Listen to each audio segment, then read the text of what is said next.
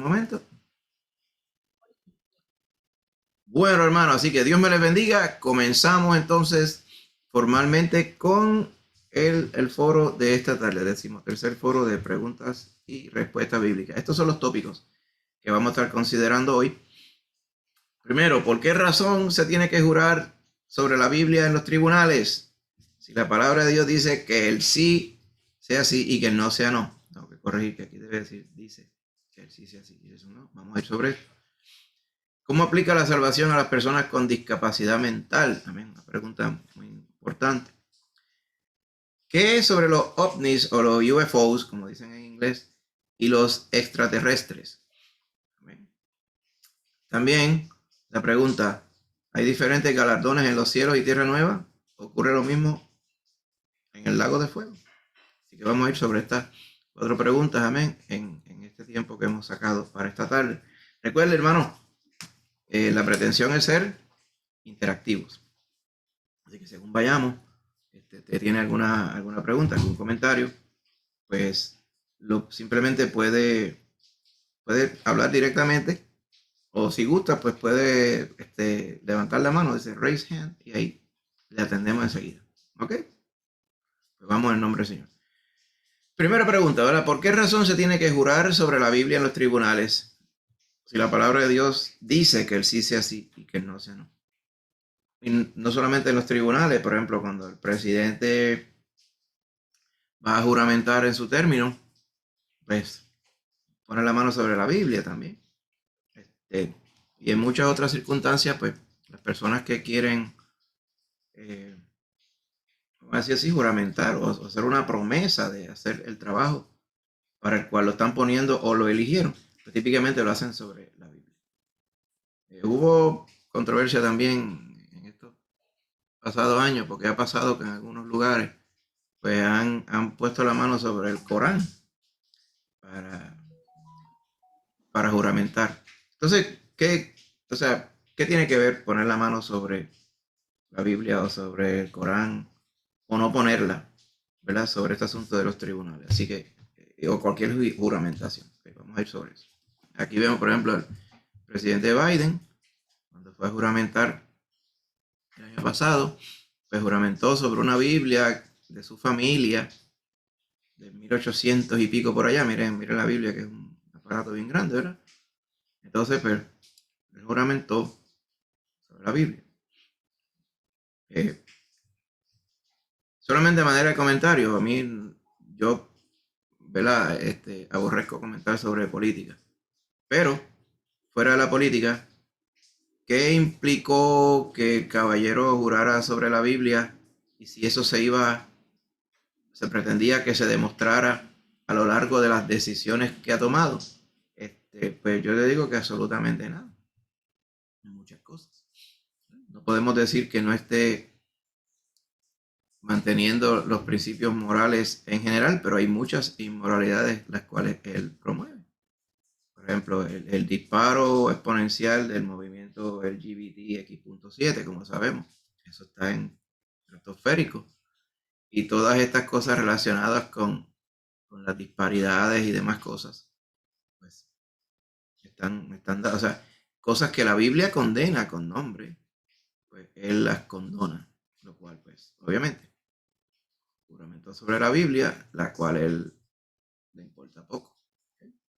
Y eso no es opinión, eso es pasando juicio sobre todas estas cosas. ¿Verdad? Así que vamos a ver entonces qué es lo que en realidad quiere inferir un juramento. ¿Okay? Así que, puesto que la Biblia dice que una persona no debería jurar por nada, está bien que un cristiano se niegue o acceda a jurar sobre la Biblia en el tribunal. Por ejemplo, si usted lo llaman a ser testigo en un juicio y le dice, ponga la mano sobre la Biblia, jura decir la verdad solamente, ¿verdad? Que la verdad, si la ayuda de Dios, te dice, sí, juro, lo prometo.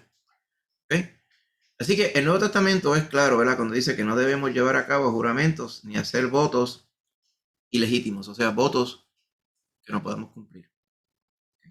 En el Sermón del Monte, lo vamos más adelante, es el mismo Señor Jesucristo nos dice que no debemos jurar ni por la tierra, ni por el altar, ni por ninguna de aquellas cosas que son menores que Dios, que aunque sean menores que Dios, tampoco nosotros las podemos controlar. Y es que es importante que nosotros consideremos que el fundamento de un juramento o de una promesa, vamos a llamarle promesa para que no nos confundamos aquí con las palabras. El fundamento de una promesa es que ¿quién garantiza la promesa? Para eso es que se dice, para eso es que hay gente que se atreve a decir, lo juro. Y hay gente que dice, te lo juro por mi madre, o te lo juro por mis hijos, o te lo juro por la bandera. ¿Okay? Porque quieren darle como una garantía a las palabras que están diciendo, o a lo que están señalando, o lo que te están contando, o no sé qué cosa, o lo que te están prometiendo. Entonces, cada uno de estos artículos, por ejemplo, si juran, te lo juro por la tumba de mi padre o de mi madre, pues le están adjudicando a la tumba del padre o de la madre un poder que le va a permitir a él cumplir lo que te está diciendo. Eso es básicamente lo que quiere decir un juramento. Posiblemente la persona que lo haga, que jure de esa forma, no lo entienda así. ¿Okay? Quizá es porque es un objeto o algo, o porque él apreciaba mucho a su madre, a su padre, y para que tú veas la sinceridad de lo que él está diciendo, pues él se atreve a decir, te lo juro por mi madre. Hay personas, una persona que yo conozco siempre juraba por mis hijos. Lo que pasa es que los hijos no pueden hablar sobre la veracidad de las cosas que él estaba diciendo. O sea, en el sentido literal, cuando usted está jurando o asegurando algo por algo, pues básicamente es porque ese algo por el cual usted está jurando tiene poder para que usted pueda cumplir lo que está prometiendo. Por eso es que el Señor decía, no juzguéis por ninguna cosa creada, ni por la tierra, ni por el altar, ni por aquellas cosas menores que el mismo Señor. Vamos a ir a ese detalle, ¿verdad? Porque es importante que entendamos la Escritura. Santiago, capítulo 5, verso 12, dice, no juréis ni por el cielo ni por la tierra, sino que vuestro sí sea sí y vuestro no sea no. Vamos a ir a algunas referencias bíblicas primero para que entendamos esto. Si vamos a Deuteronomio, la Biblia dice, cuando haces voto a Jehová tu Dios, no tardes en pagarlo, porque ciertamente lo demandará Jehová tu Dios de ti, y sería pecado en ti no pagarlo. Pagarlo es cumplirlo. Mas cuando te abstengas de prometer, no habrá en ti pecado. Pero lo que hubiere salido de tus labios, lo guardarás y lo cumplirás, conforme prometiste a Jehová tu Dios, pagando la ofrenda voluntaria que prometiste con tu boca. Algo importante aquí que nos dice, además de que nos está diciendo, si no estás seguro que puedas cumplir, no le prometas a Dios. Pero si le prometes, cumple. ¿Okay? Porque si no cumples, sería pecado. Ahora, otra parte importante que vemos aquí es que sí se pueden hacer votos a Jehová. O sea, se pueden hacer votos a Jehová. ¿Qué queremos decir con hacer votos a Jehová? O sea, que es completamente posible nosotros prometerle al Señor cosas. ¿Ok? Así que mantenga eso en la mente, porque una promesa es un voto, es un juramento, es lo mismo. ¿Okay? Manténgalo en la mente para que cuando vayamos a través del tema lo podamos volver a él. Otra referencia que está en el Sermón del Monte, en Mateo 5, dice, además, habéis oído, ¿ok? Que fue dicho a los antiguos. ¿Qué le dijeron a los antiguos? Le dijeron, mira, cumplirás al Señor tus juramentos. O sea, no caerás en perjurio. ¿Qué es perjurio?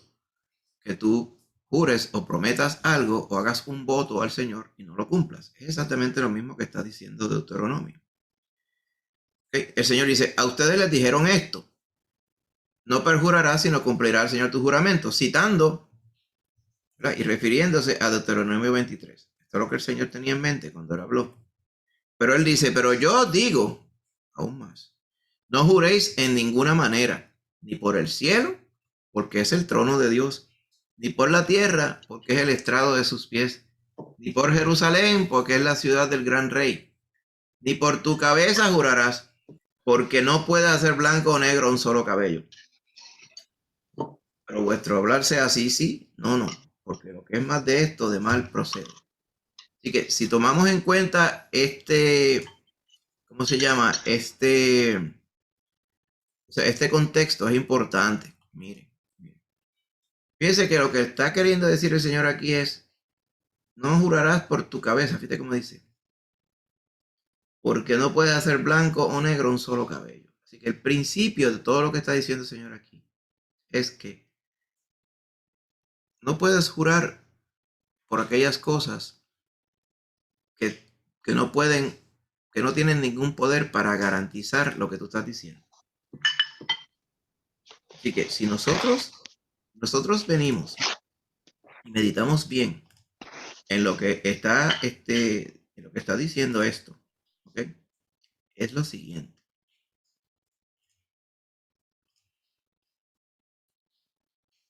¿Por quién es quien único nosotros podríamos jurar que garantice y apoye lo que nosotros estamos diciendo?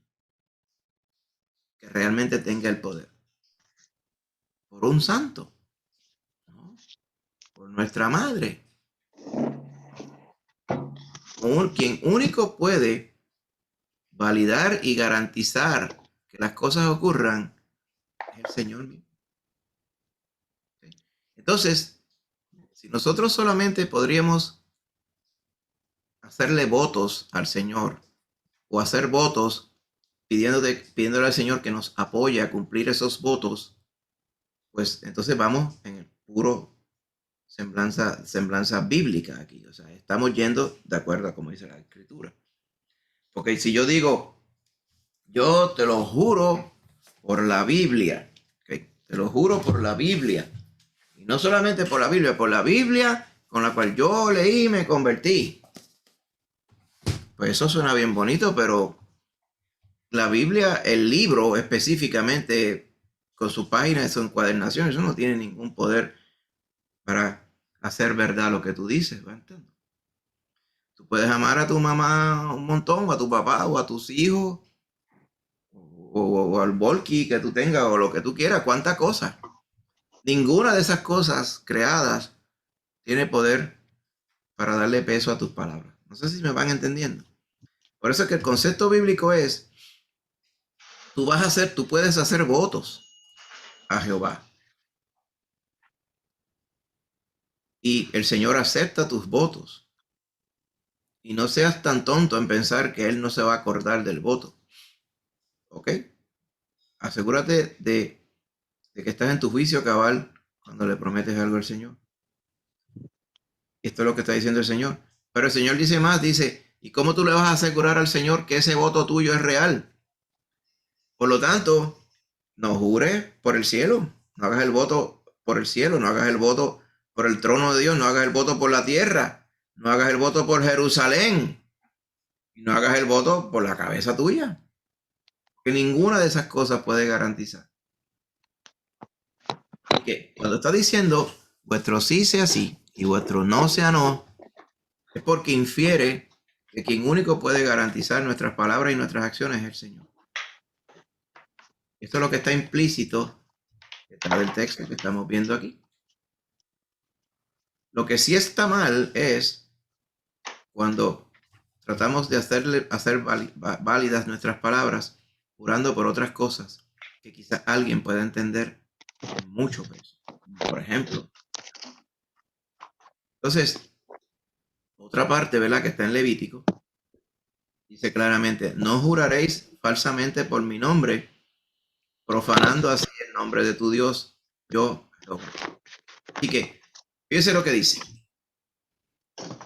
Jurar falsamente. ¿Okay? El Señor lo aborrece. Lo cual infiere que jurar con verdad, ¿amén? Que jurar con verdad, sí se puede hacer. Va viendo, ¿verdad? Lo que no podemos hacer es jurar falsamente. O sea, nosotros prometerle algo a alguien falsamente o prometerle a Dios falsamente, ¿okay? Estamos profanando su nombre porque lo estamos tomando por tonto, es lo que quiere decir aquí. profanando, básicamente blasfemando el nombre del Señor. Te diga, wow, pero tan serio es este asunto de no cumplirle al Señor. ¿Okay? Cuando nosotros nos comprometemos con el Señor, son cosas serias. Él se comprometió con nosotros, cosas serias. Él dijo que iba a estar con nosotros todos los días hasta el fin del mundo. Y Él va a cumplir su palabra. ¿Por qué? Porque sí, porque Él lo garantiza. ¿Quién garantiza las cosas que el Señor promete? Pues Él. No hay nadie más alto que Él que las pueda garantizar. Por eso es que muchas veces cuando Él le juramentaba a Abraham en el Antiguo Testamento, Él juraba por Él mismo. Porque Él, ¿por quién más va a jurar? No hay más nadie. Era más alto que nuestro Creador. Así que el concepto de jurar es ¿quién avala lo que yo estoy diciendo? Así que si nadie ni nada puede avalarlo, sino solamente el Señor, pues cada vez que usted está prometiendo, usted está diciendo lo que yo estoy diciendo es verdad y se va a cumplir, pretendo cumplirlo, que el Señor me ayude a cumplirlo. Por eso es que cuando usted promete algo o usted dice algo y resulta ser embuste, usted está haciendo una aseveración que a lo mejor no sabía era embuste, o si lo sabía era embuste, y entonces está inmiscuyendo al único que puede garantizar las cosas, que es el Señor. Por lo tanto, es parte del pecado de estar andando diciendo mentiras. ¿Okay? Así que el Señor sí se agrada cuando juremos, o sea, cuando prometemos con verdad. ¿Okay? Y al cumplirse y hacerlo de corazón, el Señor se agrada de estas cosas porque infiere que nosotros estamos contando con Él y que todo lo que hagamos es para honrarlo a Él. ¿Okay? No sé si vamos comprendiendo bien el punto. Estamos tratando de dar el trasfondo de lo que quiere decir jurar o hacer votos. ¿Okay? Ahora, así que lo que estamos diciendo es que sí hay un fundamento bíblico referente a los votos y los juramentos sagrados. ¿Okay? Cuando usted se casa, ¿qué usted está haciendo cuando usted se casa? Usted está haciendo unos votos. ¿Qué es un voto? Un juramento. Entonces te está jurando en el matrimonio. ¿Qué usted está jurando? Entre muchas cosas, por ejemplo, vamos a citar una. Usted va a amar a su esposa toda la vida hasta que la muerte lo separe. Amén. ¿Y lo está haciendo usted delante de quién? Delante del Señor. O sea, usted está involucrando al Señor como garante de lo que usted está diciendo. Pues mire, usted está prometiendo algo al Señor. Y usted pretende que el Señor se glorifique cuando usted cumpla esa promesa. Eso es lo que usted está haciendo. Ese es el voto. ¿Y qué pasa cuando usted no la cumple? Usted está deshonrando el nombre del Señor. Esa es la seriedad. Por eso es que los votos, el Señor nos manda que no hagamos los votos a la ligera. ¿Okay? Tenemos que hacerlo todo en nuestro juicio cabal. Usted dirá, pero la gente se casa por ahí y se divorcia por ahí como si eso fuera un relajo. Exactamente. Exactamente. Pero todo el mundo, o sea, yo diría la inmensísima mayoría, quieren casarse y quieren casarse con la seriedad que representaría casarse delante de la presencia del Señor, sin la intención ninguna de cumplir ninguno de los votos que están diciendo allí, porque en cuanto a algo les sale difícil, ya se van a divorciar. Están deshonrando y blasfemando el nombre del Señor. Entonces el ejemplo solamente en el caso del matrimonio. Así que el fundamento de nuestra relación con Dios está basado en los votos y juramentos, o sea, en las promesas que Él nos hizo. ¿Quién garantiza esas promesas? Él. O sea, ¿quién es la garantía de que nos va a llevar a los lugares celestiales en Cristo Jesús? Él. ¿Quién es la garantía de que Él nos va a galardonar cuando estemos en la eternidad? Él. ¿Quién nos da la garantía de que todo lo que Él dicho es veraz y firme? Él. Por eso es que Él se agrada de la fe, hermano. Por eso que dice, si sin fe no podemos agradar a Dios. O sea, todas estas cosas, cuando usted viene a ver, que somos fundamentos de la vida cristiana, todo es por fe. Fe en que el que lo prometió cumple todas las cosas que Él siempre promete. Esa es la parte importante de esto. Así que no hay nada malo, intrínsecamente malo, en hacer votos y juramentos. Lo que está mal es hacer votos y juramentos sabiendo que no pretendemos cumplirlos. ¿Okay? Recuerde que ese es el contexto bíblico. Eso lo hacían muchos fariseos. Por eso es que el Señor les estaba criticando aquí. Este es el contexto. ¿Okay? Recuerden, entre la audiencia del Sermón del Monte estaban todas las multitudes. Entre ellos habrían fariseos, saduceos, escribas, de cuánta cosa había. Celotes y todas esas cosas. Estaban allí mezclados, gente normal, común y corriente. Y él lo que le estaba diciendo es, mire, a ustedes les enseñan, no juren falsamente, pretendiendo no cumplirle al Señor, sino que cumpla el Señor tu juramento. Pero eso fue lo que ustedes le enseñaron según la ley, pero yo voy más allá. No juréis en ninguna manera ni por el cielo. O sea, como dice, pretendiendo jurar sin querer cumplir. O sea, y no crean que por jurar por una de estas cosas que están aquí, este listado de cosas, ustedes le están dando validez al embuste que ustedes están metiendo. Ese es el contexto de lo que está hablando acá Mateo. Ahora,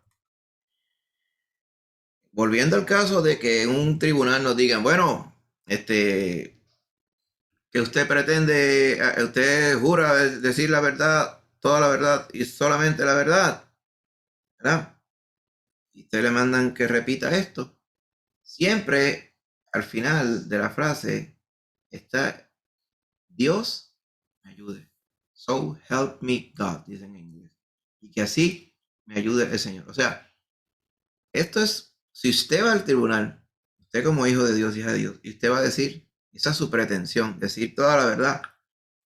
Y usted dice estas palabras, pretendiendo que Dios le ayude, en mi opinión, está correcto, hermano.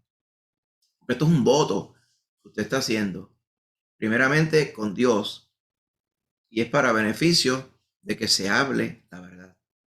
Amén.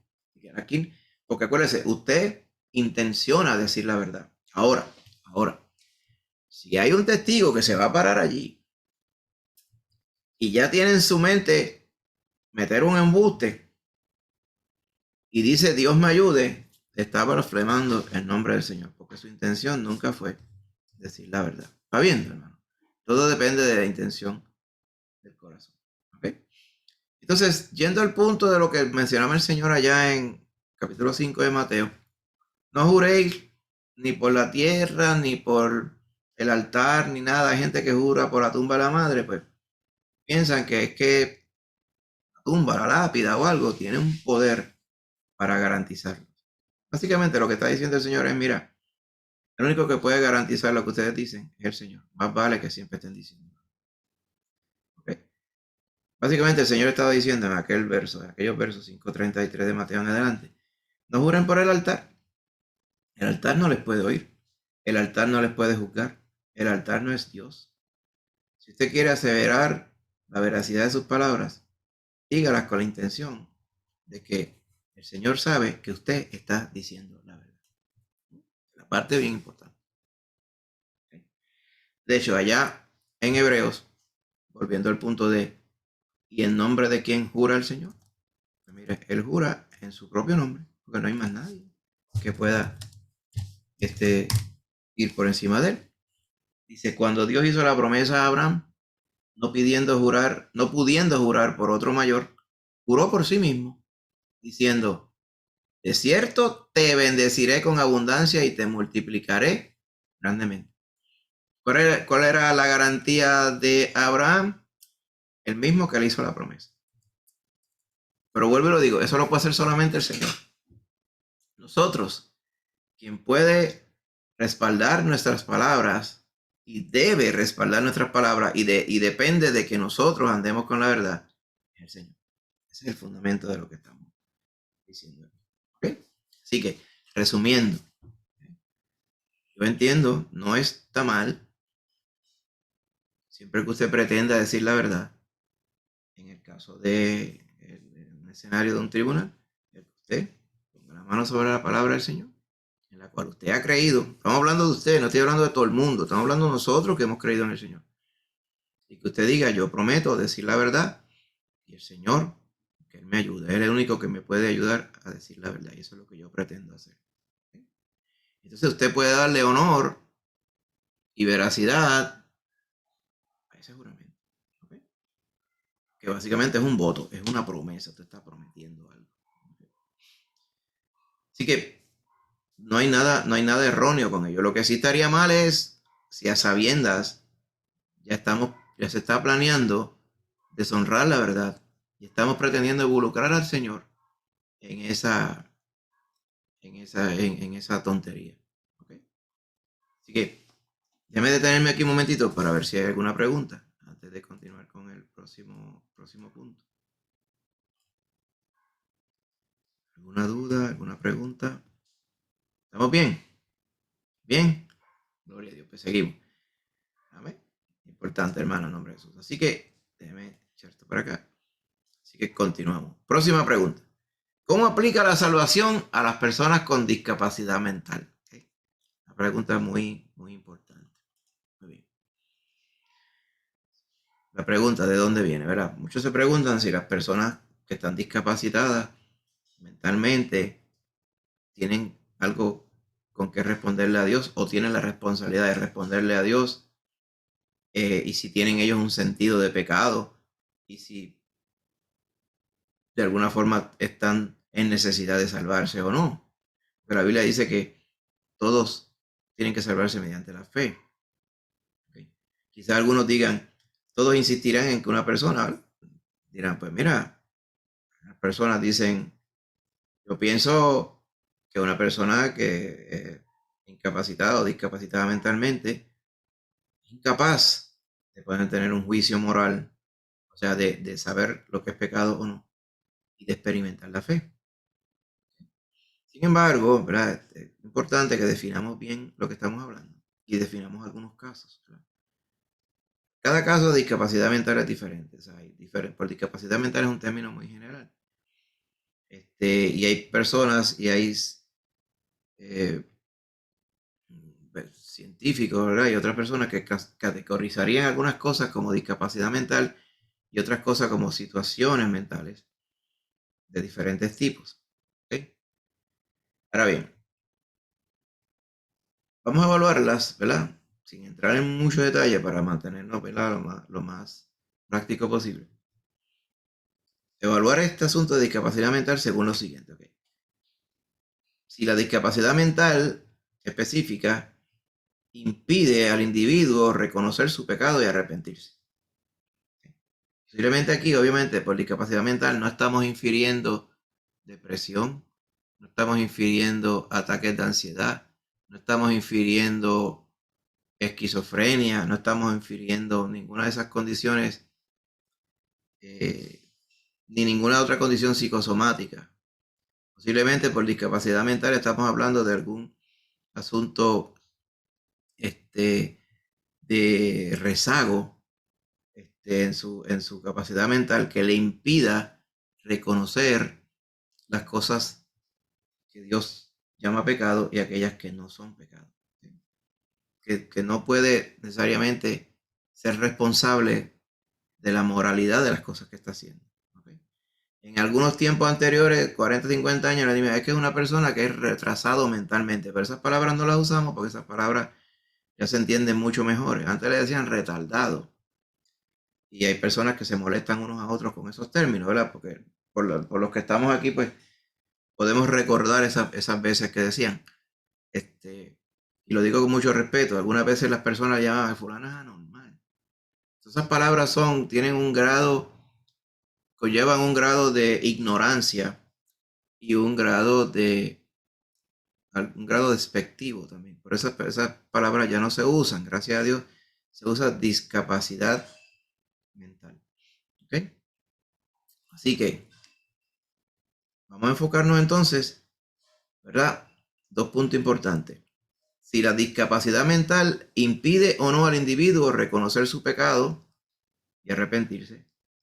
¿Y cuándo ocurrió la discapacidad mental? Una cosa es haber nacido con la discapacidad y otra cosa es la discapacidad se desarrolló después que la persona pudo tener una vida normal y decidir o no por Cristo Jesús. ¿Va viendo? Es importante que también veamos. ¿Okay? Así que, para contestar la pregunta en propiedad, ¿verdad? Debemos primero repasar los fundamentos de la salvación, porque eso es lo que ahí es que estriba la pregunta. O sea, ¿cómo la gente se salva? ¿Cuáles son las condiciones de la salvación? Vamos a hacer un breve repaso de esto. Así que, lo que estamos pretendiendo decir es, si la persona está capacitada para darse cuenta, primero, que debe salvarse, por qué debe salvarse y cómo debe salvarse. ¿Okay? ¿Qué debe hacer una persona para hacerse cristiano? Es lo que estamos diciendo. ¿Okay? Así que, voy a darle un poquito más adelante. Así que en el Nuevo Testamento, hermano, hay muchos términos que se emplean, ¿verdad?, para describir la experiencia de hacerse cristiano. O sea, el salvarse. Que no necesariamente dice la palabra salvación, como está hablando de esto. ¿Okay? Pero se implica que está hablando de la salvación, de la vida eterna.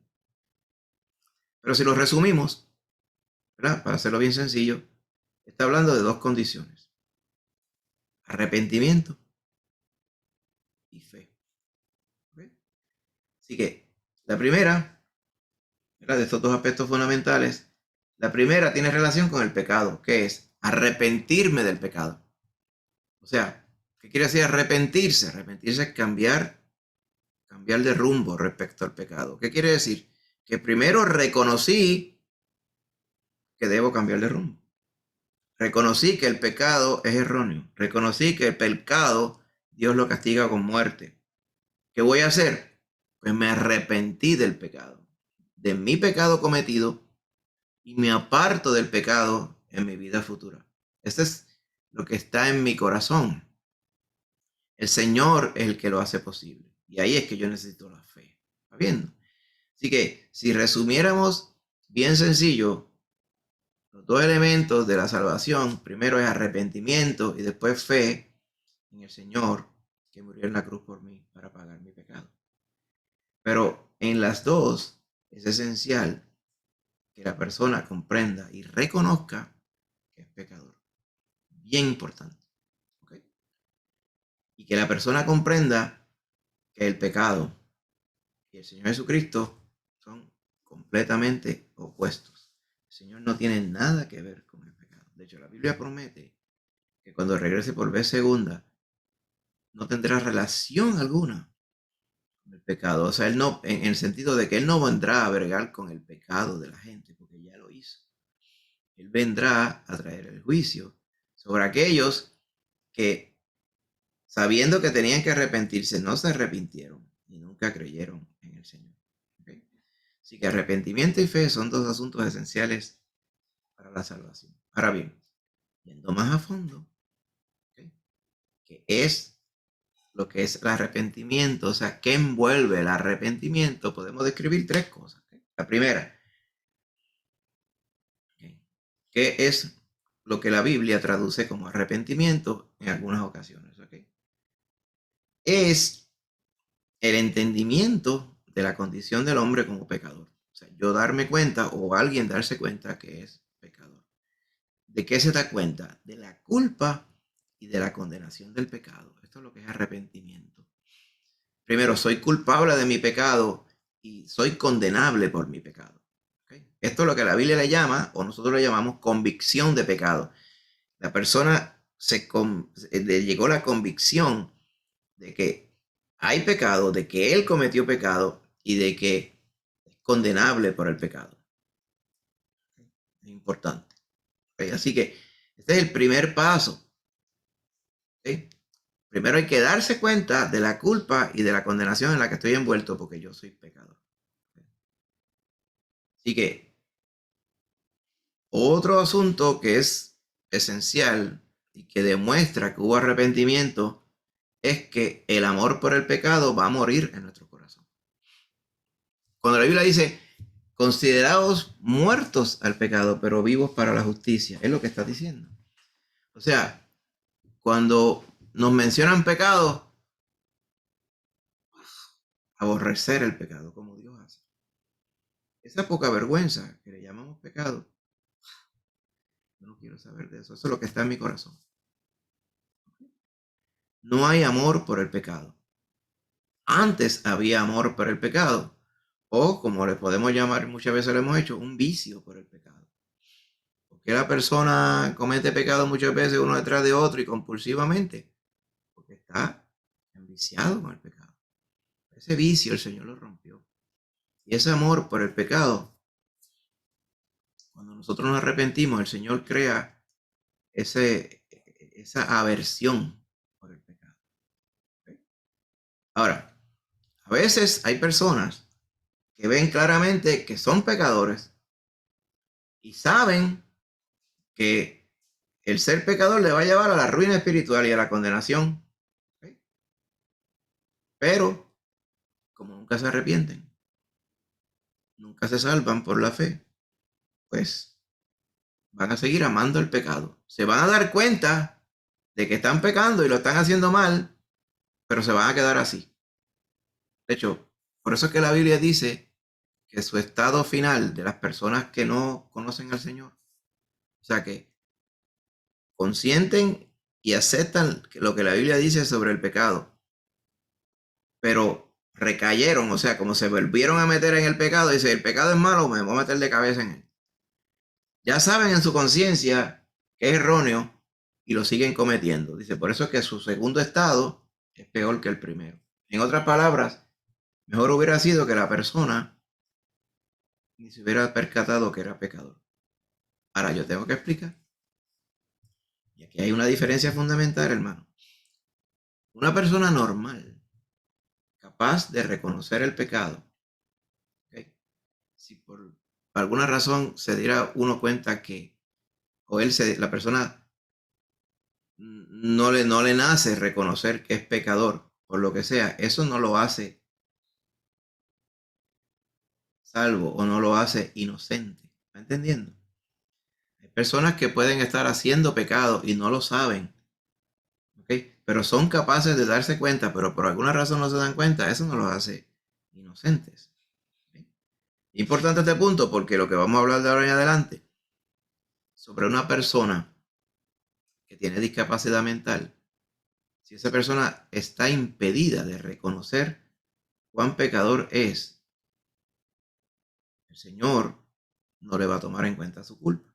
Y este juicio lo aplica también a los niños. ¿Okay? Tenemos que considerar ese punto y lo vamos a considerar en breve. ¿Okay? Así que una persona que se compunge de corazón y se da cuenta del pecado, pero no se arrepiente, va a seguir pecando. ¿Okay?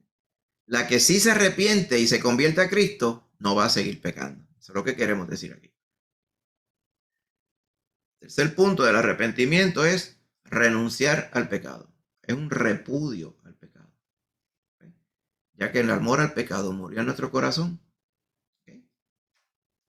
Ya a nosotros es vomitivo el pecado. ¿Okay? Es algo completamente erróneo. Todo nuestro cuerpo está en contra del pecado. Por lo tanto, ¿okay? Se repudia el pecado en el verdadero creyente. Y no es tanto se repudia porque me van a castigar por el pecado, sino porque aborrezco el pecado. ¿Okay? Y esto es algo fundamental que el Señor crea en nuestro corazón. No sé si te lo ha pasado. De momento ve pecado aquí y allá y le da una furia, ¿verdad? Se envenena uno con la poca vergüenza. ¿Y de dónde salió ese envenenamiento por la poca vergüenza? Pues esto es lo que produce el Espíritu Santo en nuestro corazón. En eso es que nos ayuda fundamentalmente el Espíritu Santo. Pablo resume este estado en Romanos 6:2. Dice, ¿qué haremos? ¿Seguiremos viviendo en el pecado? ¿Ok? Y mire lo que dice, no, ¿cómo va a ser que nosotros vamos a seguir viviendo en el pecado? Mire, perseveraremos en el pecado, porque él estaba argumentando, el Señor, cuando vio que había mucho pecado, mandó más gracia. Como que quiere decir, el Señor dio más gracia, porque si no hubiera enviado a su Hijo, con todo su amor y su gracia a morir por nosotros, tan pecadores que éramos, nunca nos hubiéramos podido salvar. Pero hay gente que malentiende esto y dice, bueno, si mientras más pecaban Él mandaba más gracia, pues vamos a seguir pecando para que venga más gracia, ¿verdad? Esa es la lógica mundana. Por eso Pablo decía, ¿qué vamos a decir? Vamos a decir, vamos a pecar para que venga más gracia. Dice, en ninguna manera. Dice, porque los que hemos muerto al pecado, ¿cómo viviremos aún en él? ¿Okay? Es el fundamento de lo que estamos diciendo en este tercer punto. Ahora, volviendo a la pregunta entonces, habiendo explicado esto, ¿cómo aplica la salvación a las personas con discapacidad mental? Para esto, es importante que nosotros consideremos estos siguientes casos. Primer caso. Una persona que nació con discapacidad mental, que le impide darse cuenta de la culpa y de la condenación de sus acciones, que podrían constituir pecado. O sea, una persona que, por ejemplo, nazca con un grado adelantado de síndrome de Down, que tiene que ser asistido en sus cosas y todo. ¿Okay? Esa persona, ¿verdad?, podría estar incapacitada o discapacitada para darse cuenta de la culpa, o sea, de la inmoralidad de alguna acción, y por lo tanto no se constituye inmoralidad. En este caso, la persona es incapaz de tener conciencia de pecado. Es como un niño inocente. Un niño inocente, ¿ok?, aunque haga cosas que nosotros consideremos erróneas, lo que estriba es en su corazón si lo está haciendo con maldad en su corazón. Entonces, hay personas que preguntan, ¿y cuándo un niño deja de ser niño respecto a la responsabilidad de sus acciones? Es una gran pregunta. No hay una edad fija. Yo escucho decir a personas que dicen, pues a los 8 años. Yo conozco pocos sinvergüenza que tienen menos de 8 años también. 5 años, no sabemos, eso varía según cada niño. ¿Ok? Lo que sí yo les puedo decir es que nadie me venga a decir que un muchacho de 16 años, 17, 18 años, como muchas veces pasa, a veces lo quieren, ¿te acuerdas que dicen, lo juzgan como menor o lo juzgan como adulto? Usted ha escuchado esto, ¿verdad? Y a veces tontean un poco con la edad, que si de 16 años para arriba, o 16 años, o 18 años para arriba, o que si el crimen fue grave pero tenía 16, lo van a juzgar como adulto. ¿Usted ha escuchado esto, verdad?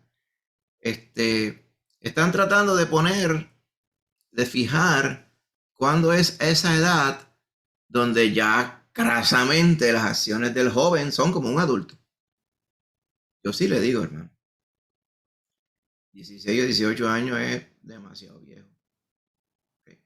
Y usted se da cuenta, o sea, ya cuando los niños empiezan a comprender, cuando ya el niño comprenda lo que es el pecado, comprenda que es pecador y comprenda que Cristo vino para atender el pecado y murió por nosotros para salvarnos en la cruz, ese niño está capacitado para reconocer a Cristo como Salvador. Está capacitado para salvarse.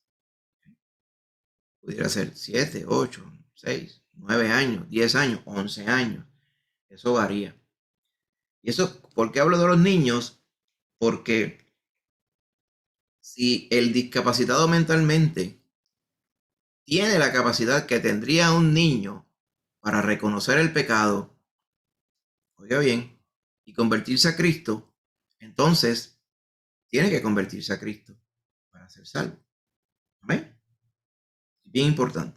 Lo que no podemos ser es categóricos en decir el que tiene esta condición o el que tiene esta edad. No, porque todo esto varía. Eso depende de la capacidad de la persona para comprender que es pecador. Ahora, esto es los que nacieron con la discapacidad mental. Vamos claros hasta aquí, ¿verdad? Ahora, y si la persona no nació con discapacidad mental y quedó discapacitado mentalmente antes de que se hubiera salvado. Por ejemplo, una persona que de 35 años que sufrió un accidente y quedó discapacitado mentalmente. ¿Qué pasa en ese caso? Bueno, bien claramente, si su discapacidad sucedió después que tuvo la oportunidad, la responsabilidad de salvarse, si la discapacidad que tiene ahora le impide arrepentirse, todavía permanece la culpa de su pecado y su pecado está impagado, por lo tanto, es culpable en la eternidad. Es importante, bien importante, y digo esto porque muchas veces, y de hecho a nosotros nos pasa mucho, y pasa también aunque no estemos hablando de discapacidad mental, pasa mucho en un funeral. Puede haber sido el que está allí en la caja, puede haber sido el hermano del diablo en las maldades que hizo. Pero como murió de 90 años, está jugadito y se ve como un bebé allí y ya está muerto, especialmente nosotros en nuestra cultura, ay bendito, míralo cómo terminó. Y todo el mundo empieza a cogerle pena al difunto. Y empiezan con la costumbre, no, ¿de qué vale hablar cosas negativas del difunto? Vamos a buscar lo bueno. Y se inventan lo bueno, en lugar de hablar la verdad. Dice, este que está aquí en esta caja, que está seco ahora, cuando no estaba así, era el hermano del diablo. E hizo lo incorrecto delante del Señor. Y según nuestra recolección, el caballero nunca se convirtió. ¿Qué hay imitable en su conducta? ¿Verdad? Porque si dijéramos, pero entonces el que se atreve a decir una cosa así cae por el más pesado. Y una persona que no tiene sentimiento, una persona que no está comprendiendo que lo que quieren escuchar la gente son cosas buenas. Pero el Señor no nos mandó a decir cosas buenas, el Señor nos mandó a decir la verdad, según el primer tópico de hoy, ¿verdad? Decir la verdad. Así que si una persona queda discapacitada mentalmente después que tuvo oportunidades en su vida y el Señor ciertamente le tocó, ¿eh? El Señor toca a todos y llama a todos. Y la persona no respondió el llamado de Dios. Después queda discapacitado mentalmente, lamentablemente esa persona está perdida. Tercer punto.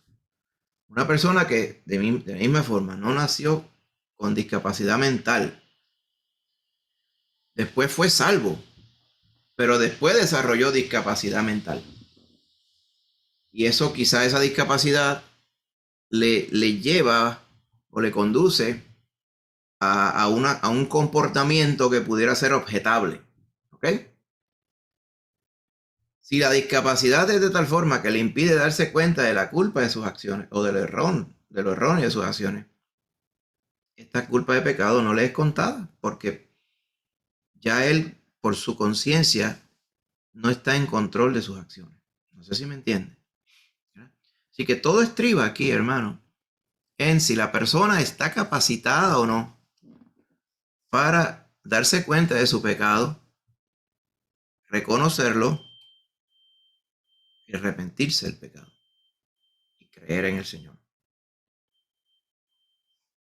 Así que no sé si con estos tres casos, ¿verdad? Yo no sé si hubieron algún cuarto o quinto caso, ¿verdad? Pero con estos tres casos yo creo que recoge prácticamente casi todas las posibilidades, ¿verdad? Y recuerde, aquí hemos sido categóricos en lo que podemos ser categóricos, amén, que es que si la persona tiene la capacidad para reconocer el pecado y no lo reconoce y no se convierte a Cristo, la Biblia claramente dice que está perdido. Ahora, ahí podemos ser categóricos. Donde no podemos ser categóricos es en pasar juicios sobre si tal persona tiene una discapacidad mental que le impide o no reconocer el pecado. Esa parte nosotros no la podemos decir. De la misma forma que no podemos decir si algún niño de cierta edad tiene o no la capacidad para reconocer el pecado porque tiene una edad X o Y. Porque eso varía según sea pues cada niño en específico. ¿Okay? Cada caso hay que evaluarlo de manera individual. ¿Okay? Así que déjeme pausar aquí nuevamente, por si acaso hubiera alguna pregunta, alguna duda, o si hay alguna incógnita, ¿verdad? Con algún caso específico que queramos discutir aquí. Hermanita Angie, amén. Sí. Sí, todavía me queda no es la duda, pero en la parte de los niños, ¿cómo que se conceptúa realmente que ellos puedan tener la madurez para, Eso lo vamos a ver en que el ellos puedan niño. aceptar? Exacto. Por ejemplo, mi nieto Daniel. Sabemos que él no tiene la capacidad para reconocer su pecado todavía porque es un niño. Se ve grande, pero es un niño. Sí. ¿Cuándo él va a tener esa capacidad? Yo le puedo hablar del caso mío. Yo me di cuenta que yo era pecador a los 11 años. A los 11 años. Es posible que venga otro, o hay otro caso, otro niño, por, no sé, por la conciencia de pecado que tenga, o porque fue expuesto a la palabra del Señor específicamente antes, con más claridad. También es un punto importante. Entonces reconoció que era pecador. Porque cuando se reconoce que es pecador, ahí mismo se da cuenta uno que uno tiene que salvarse. ¿Sí? No sé, porque reconocer que es pecador y saber que tiene que salvarse van juntos. Lo que pasa es que hay personas que deciden no salvarse, no hacerle caso al Señor. Así que el niño tiene que llegar a una edad que no es fija en los niños para llegarse a darse cuenta de que son pecadores y tienen que arrepentirse. En el caso mío fueron 11 años. Yo he conocido personas que me dicen, mira, yo me convertí al Señor a los 8. Hay una persona que me dijo, yo me convertí a los 5. Es posible que haya tenido quizás un conocimiento periferal. Yo entiendo que 5 años es demasiado chiquito. Conocimiento periferal de lo que es el pecado, y fue movido a hacer un compromiso con el Señor. Pero en realidad esa persona más adelante en su vida, quizá no muy lejos de esos 5 años, fue que de verdad tuvo un conocimiento pleno de qué era lo que en realidad había estado casi entendiendo al principio de 5 años. Un niño de 5 años definitivamente no, por más avanzado que sea, no creo que tenga esa capacidad todavía. Yo, en mi caso, a los 11 años sí. No sé si eso contesta tu pregunta. Sí. Sí, gracias, pastor, gracias. Muy Entonces, interesante, muy bueno. por ese mismo lado no podemos decir, a que no cumpla 11, no, 11 fue en el caso mío. Bien importante eso, ¿ok? Yo sí le digo que alguien que yo soy 16, yo hago lo que haga, pues yo no sé lo que es malo y lo que es bueno, eso es embuste. De que en algún momento por ahí, bien cerca, sabemos, ¿verdad? Ese cuento no lo vamos a comer de alguien que venga y diga, yo tengo 16 años, pero yo, es que yo no soy responsable de esta cosa, es un ser que me persigue, como decía la canción. Y yo, no sucede así. Okay. Hay otras preguntas acá. Muy bien. Dijo, Daniel mencionó abuelo, está pendiente ahí. El que las niñas maduren más temprano tiene que ver. Tiene que ver.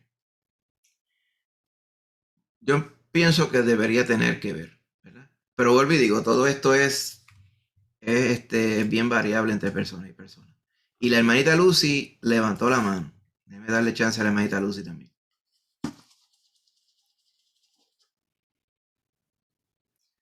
O no sé si con lo que contestamos contestó su pregunta. ¿Qué es lo que iba a preguntar? Se me olvidó lo que iba a preguntar. Se me olvidó. Si recuerda, tranquila, si recuerda, no, aunque estemos en el otro tópico, y de momento, sí, ya recordé. Y me dice. Sí, lo que le iba a decir es que también depende del ambiente en que yo creo que un niño se cría, ¿no? Porque si oye hablar del Señor y conoce el mensaje, pues... Precisamente. Eso yo podría decir, en el mismo caso mío de los 11, pues, en mi casa el primero que me convertí fui yo. Y ahí bien cerquita a mi mamá. Pero, pues, yo no tenía ninguna referencia de lo bueno y lo malo que no fueran aquellas cosas que el sistema moral de nosotros nos enseña, porque lo que quiero decir con esto es que muchas veces las personas tienen una moralidad, o sea, nuestro sistema como tal, el sistema de leyes, nuestro sistema de las cosas que en la cultura nuestra son aceptadas o no, pues eso constituye unas normas. Pues fuimos criados por esas normas, pero no era un ambiente en el cual se basara en la Biblia y citara y aquí y allá hasta que nos convertimos a Cristo. Que si la conciencia de pecado y la necesidad de convertirme hubiera venido antes si hubiéramos estado basados en la Biblia, yo considero que sí. No iba a ser a los 5 años, pero posiblemente no hubiera sido a los 11. Bien importante, bien importante. Bien. Gloria a Dios. No sé si con esto contesté la pregunta. Sí, sí. Muy bien, perfecto. Muy bueno. Pues entonces continuamos, hermanito. Vamos a continuar entonces con el próximo punto. Los ovnis. Yo me río porque yo me acuerdo que cuando más joven había un libro que se llamaba Los visitantes del cielo. ¿Okay? Libro pequeño, de editorial CLIE, que es una editorial seria, ¿verdad?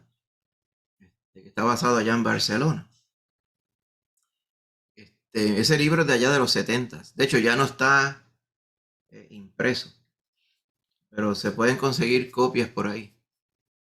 Y yo recuerdo que un día yo estaba en la librería cristiana, yo vi el libro y dije, wow, mira esto. Y tenía como unos platillos voladores retratados encima. Yo dije, esto está interesante. ¿Ves? Porque ese era el tiempo ese de ver si consigo. Era el tiempo de ¿cómo se llama? De Star Wars y todas esas cosas. Y dije, pues vamos a ver. A ver si le consigo la carátula aquí. Okay. Estoy diciendo que estas cosas sean ciertas. Estamos siempre dándole una anécdota aquí. Mira. Este que está aquí. Este caballero se llama Eugenio D'Anghians. Okay. Los visitantes del cielo, los platillos volantes ante las tradiciones paganas y la fe cristiana. Claro. Lo que este varón quería decir, ¿verdad? En ese libro es que él hablaba de muchos casos. Que si por allá los egipcios vieron un cigarro que volaba, que si por acá los celtas allá dejaron unas inscripciones que parecía que había unos avioncitos que parecerían modernos. Por allá en diferentes lugares, pues observaron esto y ahora, y después más adelante, en los tiempos más modernos, pues y aquella se observaron, algunos eran platillos, otros parecían un palito, y nunca se pudo explicar, y le daba un aura de misterio, porque nadie ha podido explicar estas cosas. Pero él iba según la Biblia, recuerdo, el libro ya no lo tengo, no sé si está en algún lugar, en algún otro sitio, pero el libro ya se me desapareció.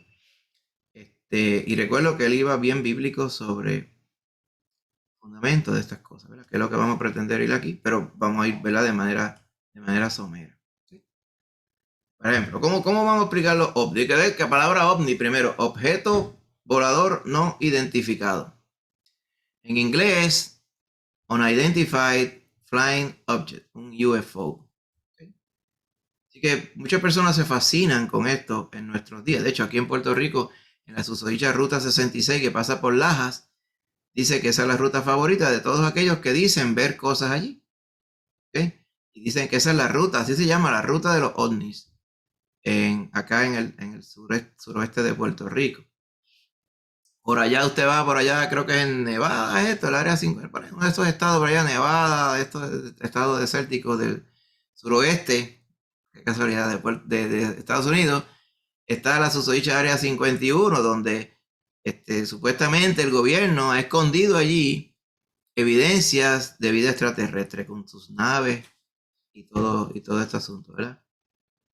Entonces hacen películas como por ejemplo Independence Day y todas estas cosas donde vuelven y perpetúan que es que los extraterrestres se ven de esta forma, bien cabezones con unos ojos grandes, son tan avanzados que no pueden ni hablar,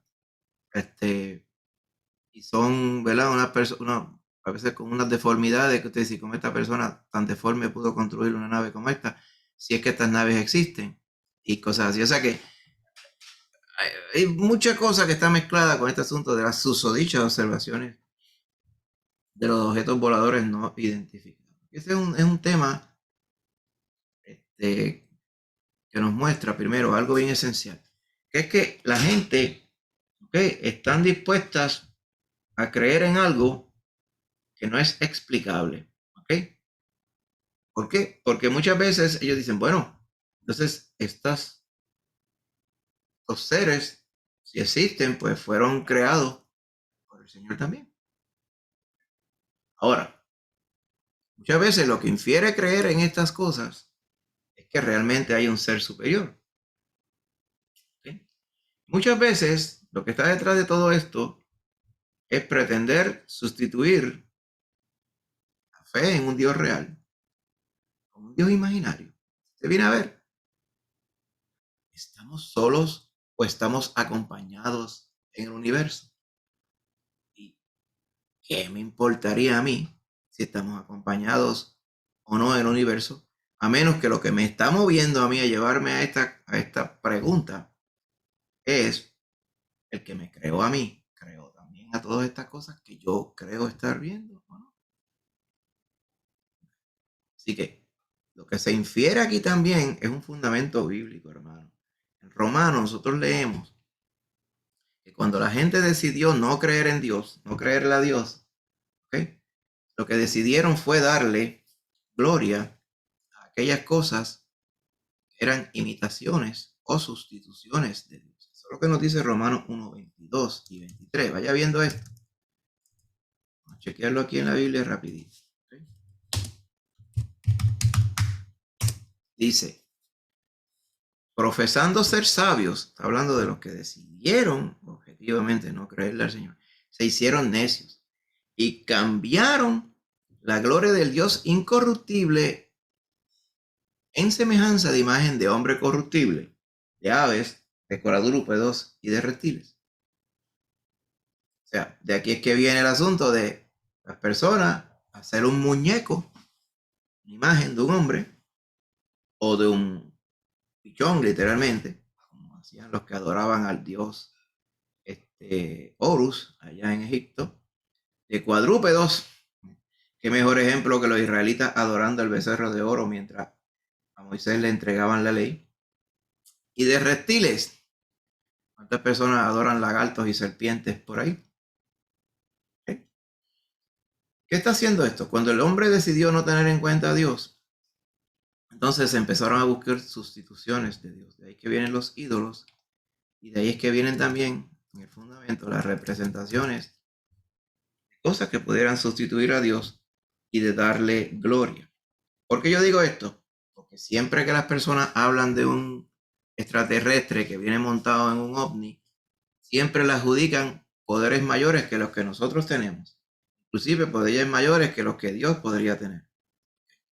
Las naves siempre son que viajan a la velocidad de la luz o más, y nadie sabe ni lo que quiere decir eso. Eso solamente sale en los cuentos de hadas de esto de Star Trek, en los cuentos estos de Star Wars. Las personas aprietan un botón y viajan a la velocidad de la luz como si eso fuera a comerse un chicle. O sea, todas esas sandeces que la gente se inventa y que tratan de apoyarlo con la ciencia, nada de eso es posible. Hay unas leyes físicas bien implantadas que impiden que estas cosas ocurran, pero lo que no impide las leyes físicas es que la gente se imagine fantasías como esto del viajes en el tiempo, que van tan rápido que pueden ir hacia atrás en el tiempo, y son cosas completamente tontas. Pero casi invariablemente, cuando la persona dice, hay un extraterrestre que es así, de esta forma, siempre le adjudican un poder superior. ¿Qué es eso? ¿Qué es tal cosa, verdad? Si no es una sustitución del poder de Dios o de la persona. ¿Ok? Las personas que se dedican a creer en estas cosas, invariablemente, no reconocen al Señor como tal, ni tampoco le reconocen como el Dios Todopoderoso. Tampoco asentan la Biblia como la revelación del plan y propósito de Dios para el hombre. O sea, como que la verdad absoluta está contenida en la palabra del Señor. Así que muchas veces también cuando vemos este asunto de ovnis o extraterrestres como este monstruo que le llamamos aquí, que que sale en aquella revista, en aquella película se llamaba Dune, D-U-N-E, Dune.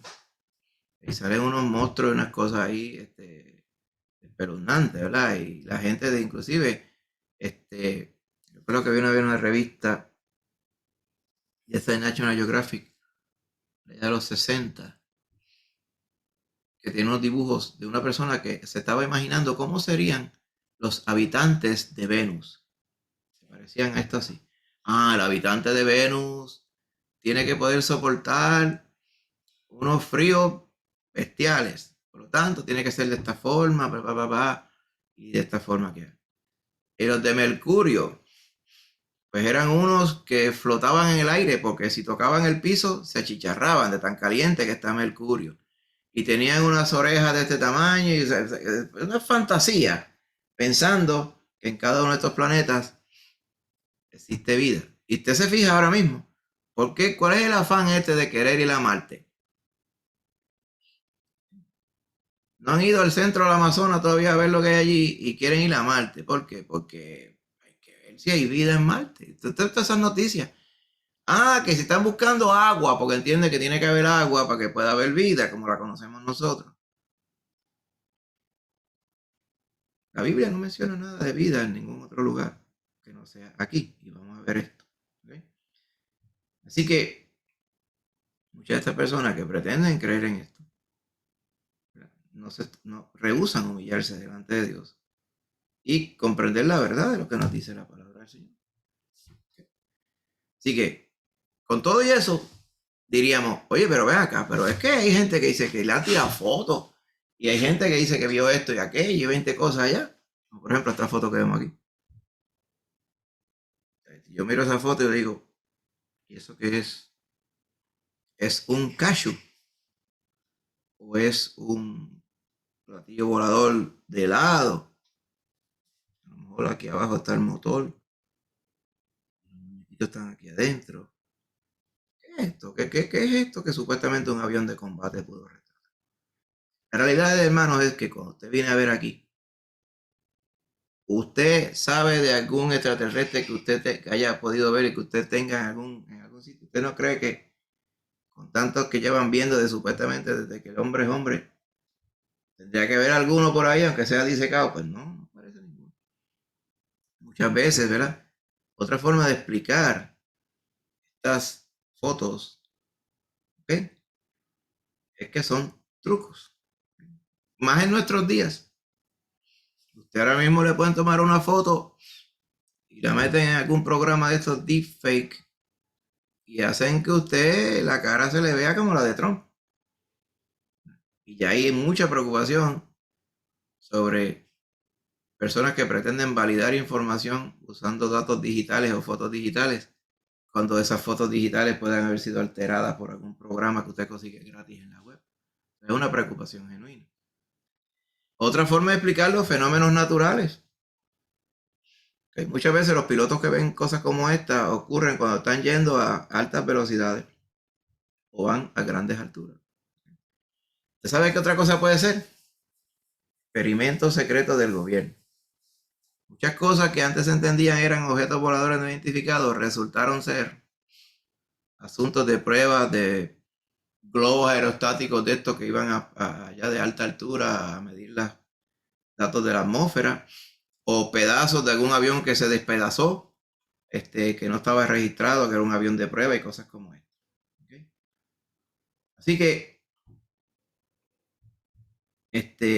algunas naves que de hecho los mismos científicos han hecho para corroborar este asunto de que platillo volador, si acaso no hay algo más sencillo que pueda volar, como nuestros aviones, por ejemplo. Pero hay personas que se han dado a la tarea de hacer platillos, o que tengan una forma que parecería un platillo y que funcionan a alta velocidad. Estos no son aviones necesariamente funcionales, pero fácilmente pueden haber estado volando haciendo una prueba y alguien lo vio de lejos. Míralo, ahí va otro ovni, apúntalo. Esas cosas pueden pasar. Otra probabilidad, ¿usted sabe que sí, hermano? Podrían ser ángeles o demonios que de alguna forma se puedan apreciar visiblemente. Otra cosa que podría ser es el producto de la imaginación de una persona que ya está propensa a creer science fiction, ciencia ficción. Muchas veces el hombre cree lo que quiere creer. Una persona puede ver algo allá en el cielo y dice, mira, eso fue una estrella fugaz. Digo, no, eso fue un platillo. Mire, es lo mismo con el chupacabra. ¿Dónde está el chupacabra?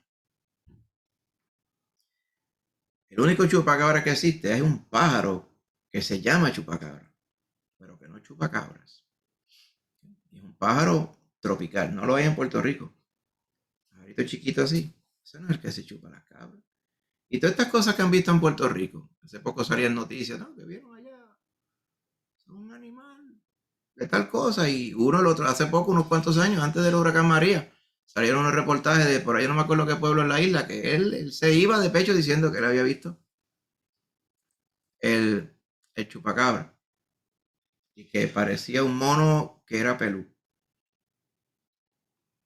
Y yo le digo, ¿no será un mono pelú de verdad que está suelto en Puerto Rico en algún lugar? Aquí en Puerto Rico la gente trae 40.000 animales exóticos y los tira todos por ahí. Y monos hay en el sur y suroeste de la isla. Eso lo sabemos todos aquellos monos que se escaparon de aquellas islas cercanas, monos experimentales, monos resus, y hay montones por ahí. Y si es un mandril, que alguien tenía como un pet y cuando vio que ese pet no era muy adecuado lo soltó. Cosas como esas pueden pasar. No, pero la gente tiene que creer que es una especie que a lo mejor algún ovni la plantó aquí. Cosas como esas. Ahí está. Importante. Que como dice Ámbar, dice que no hay vida en el vientre 300 meses de gestación, pero en Marte sí hay vida. ¿Sí? Por eso digo, profesando ser sabios, se hicieron necios. Ok. Ahora bien, vamos a lo que dice la palabra del Señor. Nosotros, dice la palabra, somos los únicos seres humanos en todo el universo. No habla de más nadie. Habla de la creación de Dios. Cuando habla de la creación de Dios, habla de este planeta y habla que la creación de Dios es muy especial. Cuando dice en Génesis 1:1, dice, en el principio creó Dios los cielos y la tierra. ¿Se va dando cuenta de lo que dice la Biblia? Los cielos, donde usted puede apreciar todos esos otros planetas y galaxias y 20 cosas, y los científicos cada día descubren millones y millones más de galaxias, estoy seguro de ello porque se ven. Pero dice, allá están los cielos y la tierra. Así que el Señor hace la distinción ahí desde el primer verso de la Biblia entre todo el universo, que son los cielos, lo que en ellos están, y la tierra. ¿Por qué hace la distinción? Porque la tierra era especial. En la tierra era que iba a poner la cúspide de la creación, que era el ser humano. Así que Él creó la tierra para poner allí lo mejor de su creación, que era el ser humano. Por eso que la tierra está para servir al ser humano, no el ser humano para servir a la tierra. Eso es un asunto fundamental. Pero hasta eso también el hombre quiere ahora cambiar las cosas y quieren que adoremos la tierra. Muchas veces dicen, no, es que hay que ser ecológico. Sí, hay que ser ecológico. Una cosa es ser ecológico y otra cosa es ser adorador de la tierra. Cosas bien diferentes. Ahora bien, Génesis 1:26 dice la palabra que el Señor hizo al hombre conforme a su imagen y semejanza. ¿Para qué? Para que se enseñorease sobre todo el mundo creado y sobre toda forma de vida de la tierra. Eso es lo que dice Génesis 1:26. Y en el plan de redención, el Señor tomó forma humana y se encarnó. Y después de la muerte en la cruz, el Señor resucitó con ese mismo cuerpo humano. Así que Él va a reinar a sí mismo por los siglos de los siglos. ¿Por qué digo esto? Porque el Señor que creó los cielos y la tierra especial para poner allí el hombre que fue creado a su imagen y semejanza pecó, y el mismo Dios se encarnó en forma de hombre para salvar a aquellos que habían pecado. Todo lo que menciona la Biblia es exclusivamente referente a la tierra. No habla nada de ningún otro lugar. Esto implica no solamente que nosotros somos una creación muy especial, sino que somos la creación singular en todo el universo. Así que el Señor Jesucristo se hizo hombre para salvarnos, y por toda la eternidad nosotros seremos semejantes a Él, porque le vamos a ver y vamos a ser como Él es. Por eso es lo que dice 1 Juan 3:2. Vamos a esa parte para que podamos ver esto. ¿Okay?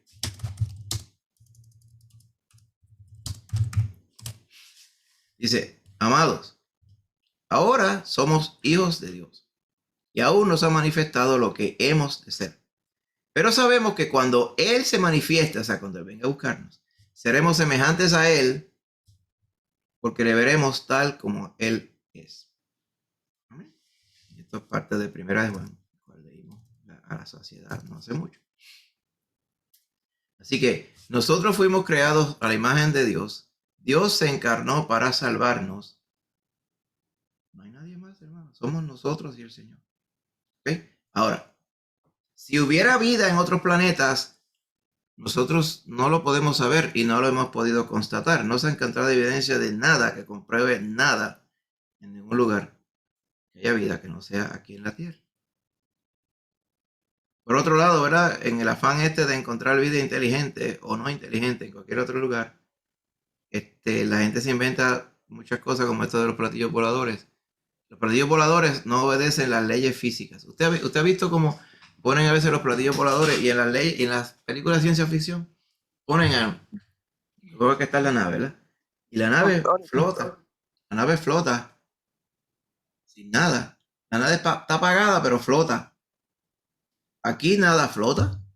Todo se cae por la ley de gravedad. Pues esos aparatos, pues, no están sujetos a la ley de gravedad. ¿Por qué? ¿Por qué no? Porque ¿Cómo que se llama algo que está en pensaron así.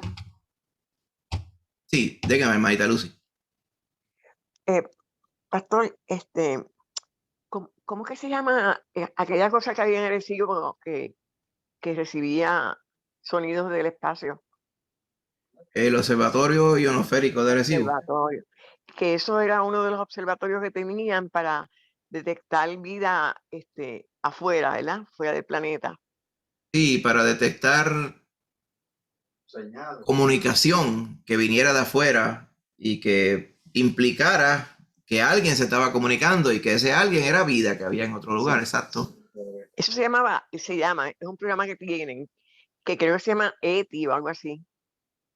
Y Se llama todavía, SETI, se llama en realidad, sí. Ese programa, sí, porque es que ese programa no estaba basado ni dependiente exclusivamente en el Observatorio de Arecibo. Lo que pasa es que el Observatorio de Arecibo prácticamente era el más importante. Eso se implantó por allá para los 50 y 60, empezó a operar. Y por su tamaño y por la potencia de la antena, pues podía recibir, ¿verdad?, cualquier onda en muchas frecuencias que viniera de allá del cielo, de la atmósfera, ¿verdad? La realidad es que recibía muchas cosas, pero eran más bien relacionadas con cuerpos celestes. Por ejemplo, lo que llaman las supernovas, ¿verdad? Que son las estrellas que se ponen viejas y después van reduciendo, van aumentando en tamaño y se van poniendo rojas porque van perdiendo temperatura, porque se van gastando. Y de momento todo eso hace que en un momento dado, ¡puf!, la misma gravedad hace que se comprima y explota y se convierte en lo que teóricamente se ha demostrado es un agujero negro. De ahí es que viene. Pues se han podido constatar esos eventos, ¿verdad? Comparando las emisiones de otras estrellas con otras que en algún momento dejaron de existir. Sí, se ha corroborado eso. Esos son sucesos que ocurren en los cielos que Dios creó. Pero lo que nunca han podido constatar es nada que se asemeje a una comunicación que tenga un patrón que se pueda entender. Es una comunicación extraterrestre. ¿Okay? Lo que sí se ven son estas ondas que son emitidas por las cosas inanimadas que Dios creó. No tienen vida. ¿Okay? Ahora, ¿hay extraterrestres? Sí hay extraterrestres. ¿Cuáles son los extraterrestres? Los ángeles y los demonios. Esa es la descripción. ¿Por qué? porque nosotros somos terrestres. Ellos no son terrestres. Ahora, ¿qué quiero decir con esto? Estoy queriendo decir quizá que cuando alguien dice que vio un extraterrestre, fue un demonio que vio o un ángel. No necesariamente. Lo estamos diciendo que bajo la definición de extraterrestre, o sea, más allá de la Tierra, los ángeles y los demonios se ubican en ese ámbito más allá de la Tierra. Y Colosenses 1:16 lo dice claramente, dice, porque por medio de él, del Señor, fueron creadas todas las cosas en el cielo y en la tierra, visibles e invisibles, sean tronos, poderes, principados u autoridades. Todo ha sido creado por medio de él y para él. ¿Okay? Cuando Pablo está hablando de esto, y habla, por ejemplo, en Efesios 6:12, de la lucha que tenemos, que no es contra sangre y carne, ¿verdad? Yo traduzco aquí contra seres humanos, sino contra estas capacidades y estos poderes, autoridades que dominan el mundo de las tinieblas. Está hablando de los demonios. Así que extraterrestres ocurren, pero no son como las personas los quieren definir, sino el Señor claramente los define como demonios, ángeles caídos y como los ángeles. De hecho, allá en Job 2, capítulo 2, vemos, dice, Dios le pregunta a Satanás, cuando dice, vinieron a presentar los hijos de Dios delante del Señor, y entre ellos estuvo Satanás. Y en el verso 2 dice, el Señor le pregunta, ¿de dónde vienes? Y Satanás le dice, de rodear la tierra y sojuzgarla, ¿verdad? Y si la parafraseamos, lo que quiere decir es de rondar la tierra y de recorrerla de un extremo a otro. Le respondió Satanás. ¿Qué quiere decir? Que Satanás había ido a la tierra donde él no vivía. Son seres extraterrestres, ellos no viven en la tierra, pero él sí viene a la tierra, pero no es de aquí. Así que algunos de los fenómenos que pueden ocurrir en las esferas celestiales o espirituales sí se podrían atribuir a los ángeles y a los demonios. Y posiblemente estas visiones que ven y la gente que ve estas cosas, pues son extraterrestres de este tipo. La Virgen del Pozo, ¿es un extraterrestre? Sí. ¿Qué es la Virgen del Pozo? Un demonio. ¿Estamos claros de eso? ¿Por qué estamos tan categóricamente claros? Pues porque, ¿qué va a ser sino un demonio el que quiere que la gloria se le den a la Virgen en lugar del Señor? Un demonio. Detrás de cada muñeco está la intención de un demonio. Por definición, un demonio es un ser extraterrestre. Así que van a ver allí a la Virgen del Pozo y a decir que tenemos que protegerla. Están hablando de proteger a un demonio que es un extraterrestre. Así que la Biblia no menciona naves espaciales, no menciona ovnis, no menciona platillos voladores, tampoco dice nada sobre seres extraterrestres, aparte de los ángeles y aparte de los demonios. ¿Okay? Ahora, hay personas que dicen, no, que allá en Ezequiel tuvo una visión, eso tuvo que haber sido un ovni. ¿Por qué tuvo que haber sido un ovni? Y la visión, vamos a decir, la realidad de el torbellino que se llevó a Elías. Y allá Eliseo vio el carro de fuego. También eso es un ovni. O sea, o sea, vamos a tratar de explicar todo con que son seres extraterrestres, ¿no? La visión de Ezequiel es una visión.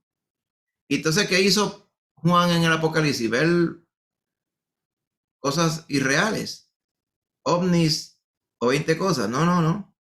La Biblia habla factualmente. La visión que tuvo Ezequiel incluye la de los 4 seres vivientes. Si usted la ve allí, allá en capítulo 1 de Ezequiel, lo lee. Y usted de momento va y lee el capítulo 4 de Apocalipsis y dicen, uno es paralelo del otro. Pero las personas que simplemente van y leen a Ezequiel como si fuera un paquín, van a encontrar un montón de cosas que a ellos les parecen. Entonces dicen, como existen ovnis. Mira, Ezequiel estaba hablando de un ovni, que es lo que dice allí. Okay. La Biblia también habla que van a haber prodigios y señales en el cielo, hermano, antes de que venga el gran día de Jehová. O sea, que van a haber señales en el cielo y cosas inexplicables antes que venga el gran juicio de Dios. Claro que las vamos a ver. ¿Okay? Así que durante la gran tribulación veremos la mayoría de estos eventos. ¿Sí? Inclusive cuando Pablo tuvo la experiencia, recuerda que yo le estaba mencionando esto en el sermón del domingo pasado, Pablo va, perdón, no el sermón, el estudio bíblico del martes pasado. Cuando lleguemos al capítulo 12 de 2 Corintios, Pablo nos va a narrar una experiencia que él tuvo, ¿okay? Donde él vio cosas que no puede explicar porque no le habían dado el permiso para explicar. Así que muchas cosas que podrían estar ocurriendo, que se pueden ver en el firmamento, son de cosas que nosotros no podemos comprender ni imaginar. Lo que sí yo le puedo decir es lo siguiente: eso no tiene que ver con extraterrestres que no sean, posiblemente, los ángeles y los demonios. Si son los hombrecitos verdes de Marte haciendo cosas en el cielo, yo le aseguro a usted que eso no es lo que está pasando. Porque la Biblia no testigua nada de estas cosas. Pregunta Rebeca, dice, pues entonces, pastor, ¿es correcto el pensar que Dios creó todo el universo por la tierra? Exactamente. ¿Nos parece mucho? Yo no encuentro que sea mucho. ¿Tú sabes lo que es mucho, de verdad? Que el Señor haya enviado a su Hijo Jesucristo a morir por nosotros. Eso sí que es mucho. Eso sí que nosotros le llamaríamos a nuestro argot exagerado el Señor. Pero eso fue lo que tomó para salvarnos. Cuando usted se pone a meditar en estas cosas, es increíble las cosas que el Señor creó para el disfrute del hombre. Vaya un poquito, hacemos una rebajita. Todas las cosas que el Señor creó en esta tierra para el disfrute del hombre. Wow. Dice, oye, y no bastaba con una flor. ¿Y por qué el Señor hizo tantas flores? Y no bastaba con hacer las manzanas. ¿Y por qué tuvo que hacer tantas frutas? O sea, cuando usted viene a ver, el Señor hizo una infinidad de cosas para el disfrute de su mayor creación, que era el hombre. Y después vino y se encarnó para dar su vida por nosotros. Es por eso, según la referencia de la Biblia, no hay ninguna razón para decir que haya vida extraterrestre que no sean los ángeles y demonios que nosotros tenemos. Y los tres cielos también, ese nos dice aquí en 2 Corintios 12, subió al tercer cielo. Vaya bien.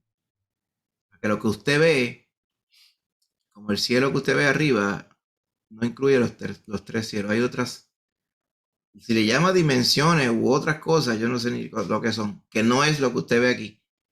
El Señor lo creó para nosotros también. La hermanita Lucy tiene la mano levantada. Hermanita Lucy. Sí, que la Biblia dice que la tierra fue hecha para ser habitada. Y, y hoy en día, como hay esta pelea, o rechazo más bien a las cosas de la Biblia y al Señor y a la creación, pues yo oí a un científico que es un ateo y es activista 100%, que creo que él es inglés, creo que es de apellido Dawkins, que dijo que como no saben explicar el origen inicial, ¿verdad?, de la vida, porque la evolución llega a un punto en que no puede explicar la vida, pues él dijo que eran seres extraterrestres Sí. los que habían traído la semilla de la vida. Claro. Pero Y qué eso, coincidencia que los seres extraterrestres encontraron un planeta preparado. sí, para sembrar allí la vida. Exacto. Eso lo que nos dice es lo que estaba explicando bien al principio de este tópico. No fue el Señor que puso la vida aquí, fueron los extraterrestres. Va viendo, las personas quieren darle gloria a quien. La gloria de Dios se la quieren dar a otros seres y otras personas. En este caso, lo triste es darle la gloria a unos seres inexistentes. O sea, la desesperación del hombre de no reconocer a Dios es tan brutal que ellos se inventan cualquier cosa por no darle la gloria a Dios. Por eso dice Romano, como ellos decidieron no tener en cuenta a Dios, Dios los entregó a una mente reprobada para que crean cosas que no son reales y hagan cosas que no son correctas también. Muy bien, hermanos. Si no hubieran más preguntas sobre este tópico específico, vamos a ir al próximo tópico, próximo y último tópico. que es el tema de los galardones y los castigos. ¿Okay? Si hay o no diferentes galardones, o sea, iremos todos a recibir los mismos galardones, irán los perdidos a recibir todos el mismo castigo. ¿Qué es lo que nos dice la Biblia respecto a esto? ¿Okay? La Biblia habla de galardones para los salvos y castigos para los perdidos, como la muerte eterna en el lago de fuego. Pero también la Biblia infiere niveles, hay niveles. Así que la contestación a la pregunta es sí, pero entonces no lo vamos a dejar en sí, sino vamos a ir a lo que nos dice la palabra. Vamos primero a los niveles de culpa, con pecado. La escritura, ¿verdad?, hace claro que hay niveles de culpa, ¿verdad? Y lo vamos a ver aquí. Por lo tanto, hay diferentes niveles de castigo. ¿Por qué? Porque hay variedades de pecados. Todos son pecados, pero vemos en la Biblia que hay fundamento para decir, hay unos que son castigados más severamente que otros. El principio, lo importante es que todos son castigados. El principio es reconocido, ¿verdad? Desde los diferentes niveles, se infiere por la variedad de sacrificios que se requerían para las diferentes clases de pecados. En Levítico 4 al 7, esos capítulos no los vamos a leer todos ahora porque son extensos. ¿Okay? Por ejemplo, cuando una persona pecare por yerro en alguno de los mandamientos de Jehová sobre las cosas que no se han de hacer e hiciera alguna cosa de ellas, si el sacerdote ungido pecare según el pecado del pueblo, ofrecerá a Jehová por su pecado que habrá cometido un becerro sin defecto para expiación. O sea, si el sacerdote que está llamado a ser el ejemplo del pueblo hace lo que no debe hacer, él va a traer un becerro para expiarlo. Entonces, si usted sigue diciendo, a veces decía, bueno, y entonces hay otros pecados que implicaban un buey. Y hay otros pecados que implicaban una tórtola o 2 palominos. O sea, cuando usted viene a ver y usted evaluaba el holocausto, el animal de holocausto, un buey es mucho más costoso que una paloma. Infería de que habían diferentes niveles de culpa y por lo tanto diferentes niveles de expiación por el pecado. Ahora, también en el Nuevo Testamento vemos esto, mire, Lucas 12, 47, 44. 47, 48, perdón. Dice, esta es parte de esta parábola. Mayordomo fiel y prudente. Dice, está hablando de aquel que está esperando al Señor y aquel que no está esperando al Señor. El mal mayordomo que diga, mi Señor se está tardando en venir, y empezar a golpear a los criados y a las criadas y a comer y a beber y a embriagarse, ¿qué va a pasar? Va a venir el Señor de aquel siervo el día que éste no espera y a la hora que no sabe, y le castigará duramente y le pondrá con los infieles. Aquel siervo que, conociendo la voluntad del Señor, no se preparó ni hizo conforme a su voluntad, recibirá muchos azotes. Mas el que sin conocerla, o sea, sin conocer la voluntad del Señor, hizo cosas dignas de azotes, aunque no lo supiera, es culpable, pero será azotado poco, porque a todo aquel a quien se haya dado mucho, o sea, conocimiento, mucho se le demandará, y al que mucho se le haya confiado, más se le pedirá. El mismo Señor Jesús está diciendo, mira, todo el mundo es pecador, pero aquellos que pecaban sabiéndolo y de maldad sabían que estaban pecando y estaban haciendo pecado y seguían pecando, a eso se le va a dar un castigo violento. A los que estaban pecando y no lo sabían, y volviendo al punto que estuvimos haciendo en la segunda pregunta, y no tenían conciencia de que lo estaban haciendo y tenían ¿sabe? A menos que no tuvieran la incapacidad de darse cuenta, a eso se les va a castigar también. ¿Okay? Pero van a ser azotados. Porque, por ejemplo, ¿qué diferencia hay aquí, hermano? Por ejemplo, una persona que tiene pleno conocimiento de la palabra de Dios. Nosotros, ¿verdad? Si alguno de nosotros que está aquí, por ejemplo, un ejemplo, estoy diciendo esto, no fuera creyente, hubiera perdido, pero por alguna razón hubiera estado permaneciendo en nuestra iglesia 12, 13, 14, 15 años estudiando la palabra. Nadie puede decir que esa persona no conoció la palabra en detalle. Nosotros estamos pretendiendo hacer esto para servir mejor al Señor, ¿verdad? Y cumplir su voluntad. Pero si esa persona no se hubiera convertido, esa persona no puede decir a nadie por ahí que él no sabe lo que es el pecado en detalle. Si conoce la palabra. Por lo tanto, si esa persona se dedica a pecar, por no haber conocido al Señor, se dedica a pecar, va a ser castigado igual que aquel que está pecando por allá, pero no sabe el detalle de la palabra que condena estas cosas. Pero por eso no es inocente. ¿Está viendo? Unos van a recibir más castigo que otros. Aquí lo dice. Será azotado poco y el otro será azotado. Así que vemos esta inferencia acá también. En Hebreos 10, 28 y 29, ¿verdad? También hay otra inferencia sobre esto. Miren, dice, el que viola la ley de Moisés por el testimonio de 2 o 3 testigos muere irremisiblemente, ¿verdad? Hay un pecado que se castigaban con la muerte. ¿Cuánto mayor castigo usted piensa que merecerá el que pisoteare al Hijo de Dios y tuviere por inmunda la sangre del pacto en la cual fue santificado e hiciera afrenta al Espíritu de gracia?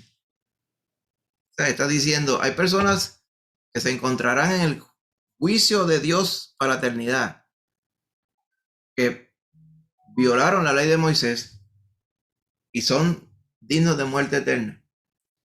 Son uno. Pero dice, ¿y cuánto mayor castigo usted piensa que va a merecer el que se le presentó al Señor Jesucristo, ¿ok? Y no le dio la gana. Y lo despreció y lo blasfemó. Y murió en su pecado. Aquí da claro, ¿verdad? Que una cosa es, por ejemplo, haber muerto en la revelación dada de Dios del Antiguo Testamento versus la revelación mucho más clara del Nuevo Testamento. Hay una diferencia, hermano. Hay una gran diferencia. Por lo tanto, por eso aquí dice, al que mucho se le hubiere dado, mucho se le demandará. Lo que quería decir el Señor con ello es que hoy en día, hermano, con tanta predicación de la palabra que hay, yo siempre he dicho que hay muchos que están predicando cosas erróneas, pero aquellos que están predicando la palabra del Señor, mire la latitud que nosotros tenemos, las publicaciones que se hacen en la web, aquí y allá, por todos lados. La palabra del Señor está por todos lados, hermano, es una bendición. Pero por el otro lado, el que no le quiere hacer caso, le resulta en maldición. Eso lo sabemos también. Así que hay diferentes niveles de culpa y por lo tanto diferentes niveles de castigo. ¿Ok? Ahora bien, el Nuevo Testamento, por ejemplo, habla de pecados, de naturaleza y de transgresión personal. ¿Ok? ¿Qué queremos decir con esto? Que los hombres son pecadores desde el principio, y por el principio de pecado, la gente nace pecadora, son pecadores por naturaleza. Pero hay mayor culpa cuando el pecador por naturaleza comete actos de transgresión personal, o sea, cuando la persona transgrede la ley de Dios que se le ha explicado. Y eso es lo que vemos en estos versículos, ¿verdad? Cuestión de que depende de que la persona conoce o no la palabra de Dios. Hay otros niveles de pecado también. Hay pecados de ignorancia y pecados de conocimiento, ¿verdad? Ya vimos que hay pecados de ignorancia. La persona no sabe necesariamente redactado según la ley que está pecando, pero está pecando. Ahora, pero la persona que sí sabe que está pecando va a llevar mayor culpa. Esto está basado aquí también en Lucas 10:13. Usted recuerda que el Señor muchas veces se lamentó sobre ciudades específicas. En este caso, contra Corazín y contra Betsaida, que eran ciudades del norte de Galilea. Dice, ay de ti, Corazín, y ay de ti, Betsaida, porque si en Tiro y en Sidón, que eran ciudades paganas, se hubieran hecho los milagros que se han hecho en ustedes, tiempo ha que sentadas en cilicio y ceniza, Tiro y Sidón, se habrían arrepentido. Por tanto, en el juicio será más tolerable el castigo para Tiro y Sidón que para vosotras. Ahí está explicando el Señor. Hay un castigo que va a ser más violento para Corazín y Betsaida que para Tiro y Sidón. Porque todas eran pecadoras. ¿Cuál es la diferencia? Pues que uno se le dio más evidencia del Señor que otras. ¿Está bien? Así que sí hay niveles de castigo. Romanos 2:12 dice, porque todos los que sin ley han pecado, sin ley también, esta es la ley de Moisés, sin ley también perecerán. O sea, son culpables como quiera. Y todos los que bajo la ley han pecado, por la ley serán juzgados. Por lo tanto, va a haber más severidad en el juicio. O sea, en la sentencia, quiero decir. Otra diferencia de pecado. Hay pecados de flaqueza y pecados de soberbia. ¿Cómo podemos ilustrar esto? La mejor ilustración, sin ir a mucho detalle, porque lo conocemos, es David. Cuando David pecó con Betsabé, podemos llamar a un pecado de flaqueza, pecado de impulso. Fue pecado, brutal el pecado. Pero cuando David tramó para que Urías fuera asesinado, eso fue un pecado deliberado, un pecado basado, ¿verdad?, en la soberbia. O sea, hay una diferencia en un resbalón, que es pecado, versus una trama para hacer la maldad. Por lo tanto, se implica, según la Biblia, que cuando se trama hacer la maldad, la consecuencia del pecado es mayor. ¿Okay? Estamos viendo. Así que hay niveles en cuanto a los castigos. Y los galardones. Mira lo que dice la Biblia. Los creyentes van a ser sometidos, vamos a ser sometidos a un juicio también, después que la iglesia sea llevada por Cristo de esta tierra. ¿Para qué? Para que cada uno reciba las recompensas y galardones de acuerdo con su desarrollo, trabajo y esfuerzo en la proclamación del evangelio y en la expansión del reino de Dios. O sea, en la gran comisión, en predicar y hacer discípulos a las naciones. ¿Ok? El objetivo de este tribunal no es condenar a ningún creyente al infierno, porque ese juicio no es para eso.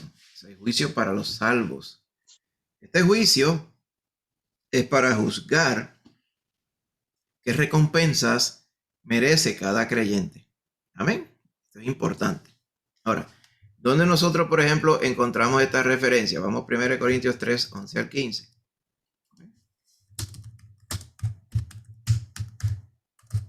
Mire cómo dice. Nadie puede poner otro fundamento que el que está puesto, el cual es Jesucristo. Y si sobre este fundamento alguno edificare oro, plata, piedras preciosas, madera, bueno, hojarasca, la obra de cada uno se hará manifiesta, porque el día la declarará. Ese día va a haber el juicio que va a hacer el Señor, y lo compara con el fuego, pues por el fuego será revelada. Si la obra de uno permaneciere, que sobreedificó, dice, recibirá recompensa. O sea, si pasa la obra, si el fuego se prende y le prenden fuego a la obra de este hermano y soporta el fuego y no se destruye, va a recibir recompensa. Y si la obra de alguno se quemare, él va a sufrir pérdida. Y bien, él mismo será salvo, aunque así como por fuego. ¿Qué infiere esto? Que las obras de todos nosotros serán evaluadas por el fuego. El fuego es una simbología que se usa aquí para que podamos entender.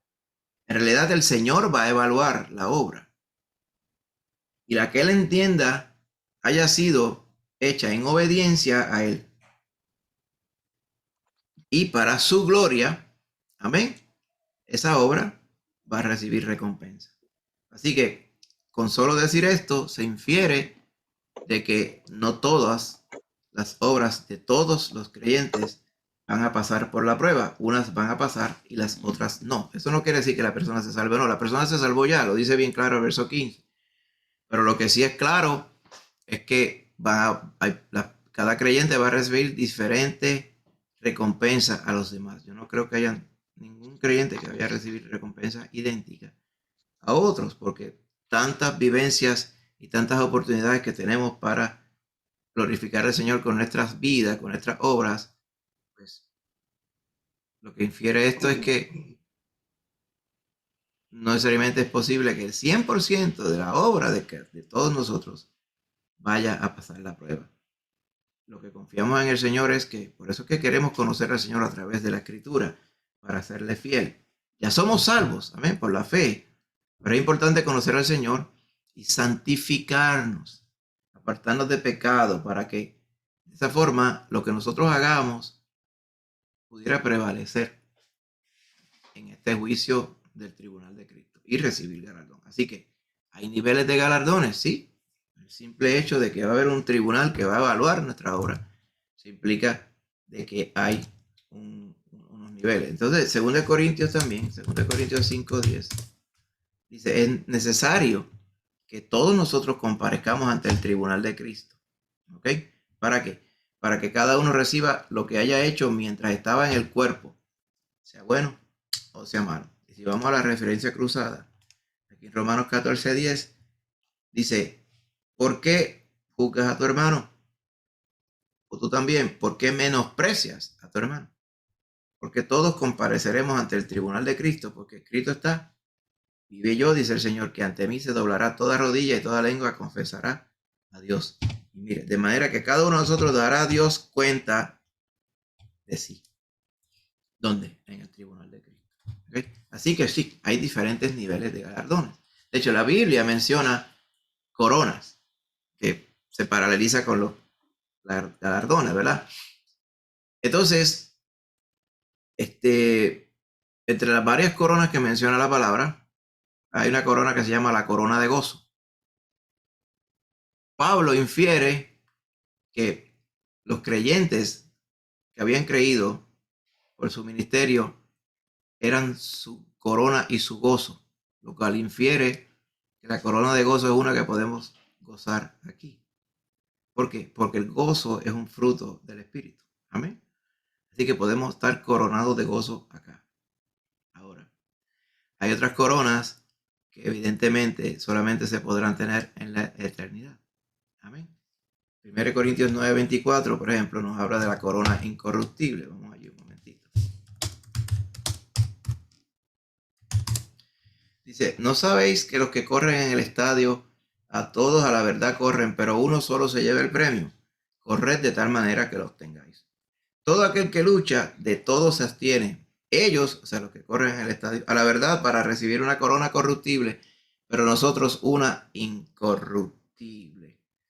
O sea, que hay unas coronas que son incorruptibles. ¿Cuál es el contexto? Pues el control y la disciplina. Dice, de esta manera yo corro, no como a la aventura, sino como quien golpea al aire. O sea, no hago como quien golpea al aire haciendo tonterías, sino golpeo mi cuerpo. O sea, yo someto mi cuerpo a la obediencia al Señor. Hablando del control y la disciplina. Y vemos otros paralelos con otras coronas. O sea, se infiere de que si hay coronas diferentes, pues eso mismo, son diferentes unas de otras. No todas son iguales. Por lo tanto, se infiere diferentes niveles también a través de las coronas, ¿verdad? Por ejemplo, en el caso de la corona de la vida, mira Apocalipsis 2:10.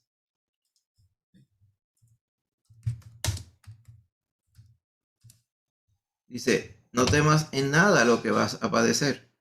He aquí el diablo echará a algunos de vosotros en la cárcel para que seáis probados y tendréis tribulación por 10 días. Sé fiel hasta la muerte y yo te daré la corona de la vida. No está hablando de la salvación, ya está hablando de los salvos. Es que ellos específicamente, estos que iban a ser fieles en la tribulación, aún hasta la muerte, o sea, sufriendo muerte por ser fieles, lo que quiere decir, van a recibir la corona de la vida.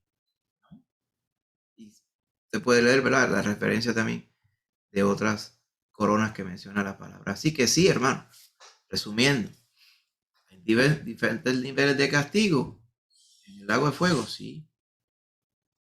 Hay diferentes galardones y coronas en la eternidad para los creyentes, sí, claro.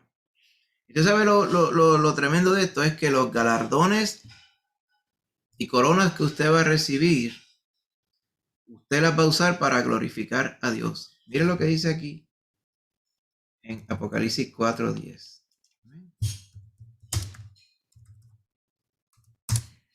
Dice, y los 24 ancianos, o sea, los ancianos que tenían coronas, mire, se postran delante del que está sentado en el trono y adoran al que vive por los siglos de los siglos y echan sus coronas delante del trono diciendo, Señor, digno eres de recibir la gloria y la honra y el poder, porque tú creaste todas las cosas y por tu voluntad existen, fueron creadas. los 24 ancianos echan las coronas para adorar al Señor, nosotros no las vamos a echar, hermano. Amén. Así que sí, también vamos a darle gloria al Señor. Esta corona es tuya, porque esto es para gloria tuya. Aquí está.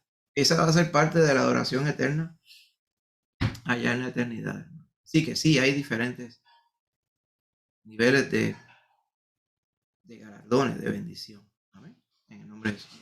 Me detengo aquí, ¿verdad? Hemos llegado al final de este tópico y al final del foro también, para ver si hay alguna pregunta, alguna duda, algo que pudiéramos nosotros aclarar.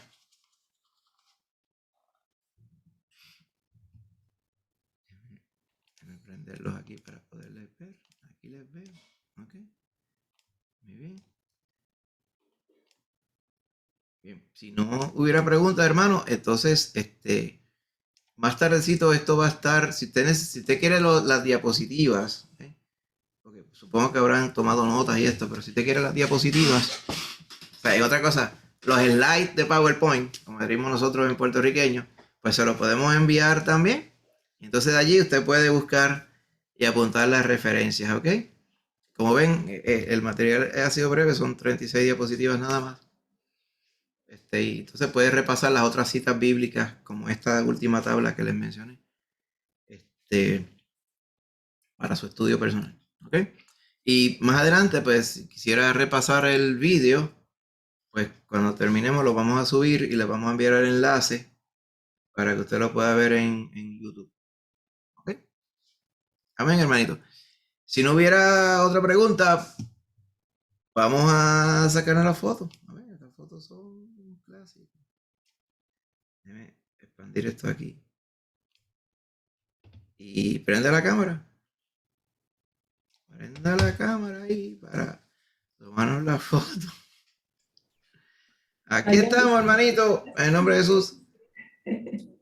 Vamos a ir acabando ya en breve para que las damas se puedan preparar y todo eso para mañana. ¿Ok? Puedan dormir bien y levantarse bien, porque muchos se van a levantar temprano y todo eso para estar ready para el estudio de damas allá en casa de Lorimar mañana. Amén, mira, aquí estamos. Amén. Ready.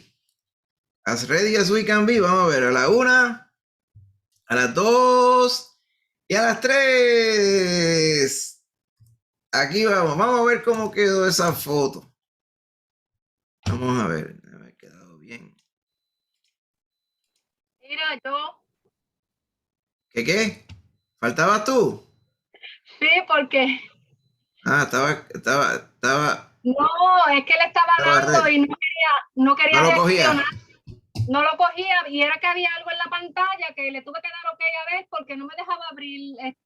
Bueno, parece que estaba frisa. Pues vamos a ver, mira. Nos tiramos ahora hasta otro.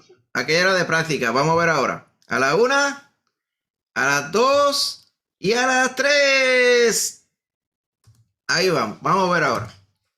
Ahora, esta es la de verdad. Entonces, a ver un momentito, un momento. Vamos a ver acá. Segundo. Aquí y lo añadimos acá. Míralo ahí. Mire qué bien. Ahí quedó, mire. Quedaron nomás bien, gracias a Dios. Mire qué bueno. Pues ahí tenemos. Ya tenemos la foto, así que se la devuelvo ahora por WhatsApp. En unos momentos, hermanito. Así que, hermano, Dios mediante, entonces nos despedimos con esta, ¿verdad? En el nombre de Jesús. Y mañana, recuerden, las damas entonces en Casa de Lorimar a las 10 de la mañana. Dios mediante, yo sé que va a ser de mucha bendición. ¿Ok? Porque Dios me los bendiga a todos. En el nombre de Jesús. Y la vuelta del WhatsApp le incluye entonces las diapositivas para que la bajen, ¿verdad? Si les interesan para el estudio posterior. Amén. Pues que Dios me les bendiga, hermanitos. Con esta, gracias, pues. pastor. Gracias. Igualmente, gracias a ustedes. Nos despedimos entonces hasta la próxima. Amén. Que vayan bien. Dios me les bendiga.